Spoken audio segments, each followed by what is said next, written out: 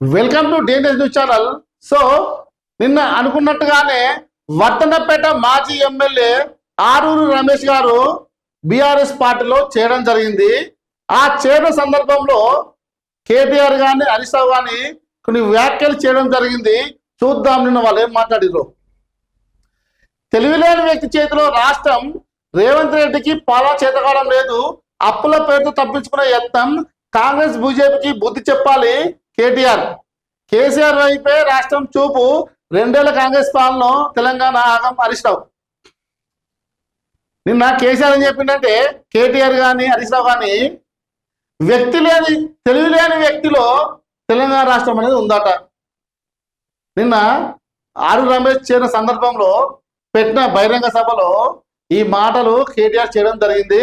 ఇది చాలా మంచి మాట చెప్పినావు. నేను ఈ మాటలను నేను కూడా సమర్థిస్తున్నా.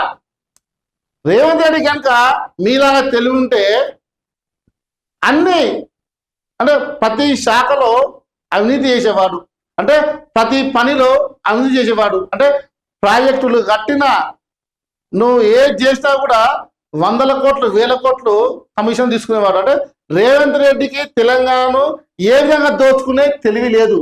రేవంత్ రెడ్డికి దొంగతనంగా ఇసుక ఎలా అమ్ముకోవాలో తెలివి లేదు. రేవంత్ రెడ్డికి దొంగతనంగా ఎలా బొగ్గులను కేటాయించానో తెలివి లేదు.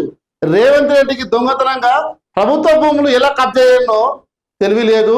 రేవంత్ రెడ్డికి దొంగతనంగా కంపెనీ వాళ్ళను బెదిరించడం, డబ్బులు ఇవ్వడం తెలియదు. అదేవిధంగా రేవంత్ రెడ్డికి కార్పొరేట్ స్కూళ్ళు కానీ కార్పొరేట్ హాస్పిటల్స్ కానీ ఎలా బెదిరినో వాళ్ళకి తెలియదు. కనుక ఈ స్టేట్మెంట్ అనేది దీన్ని నేను కూడా సమర్థిస్తున్నా.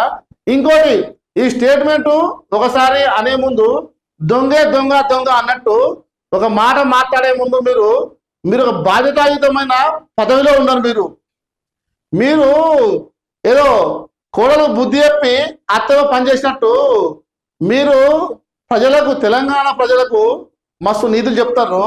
నేను ఒకటి అడుగుతా ఉన్నా, నేను ఫస్ట్ మీ చెల్లె పెట్టేటువంటి ఆ ప్రశ్నల ముందు సమాధానం చెప్పు. గత 6 నెలల నుంచి కవిత కొన్ని 100 ప్రశ్నలు మళ్ళీ అడిగింది.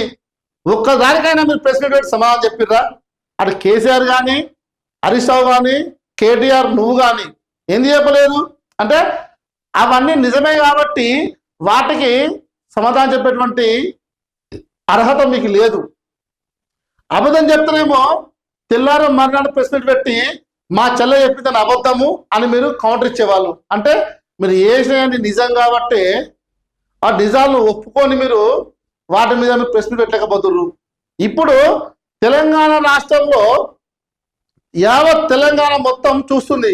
ఈ మున్సిపల్ ఎలక్షన్ల సమయంలో కేటీఆర్ ఇకనైనా హరీష్ రావు కానీ ఈ కవితక్క ఏదో ప్రశ్నలు ఉన్నాయో ఆ ప్రశ్నలకు సమాధానం వస్తుందని తెలంగాణ రాష్ట్రం మొత్తం ఇట్లా ఆతృతగా ఎదురు చూస్తుంది.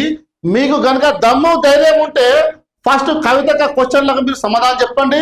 అప్పుడు మాత్రమే మీరు అధికార పార్టీ వాళ్ళని మీరు విమర్శించండి. మీరు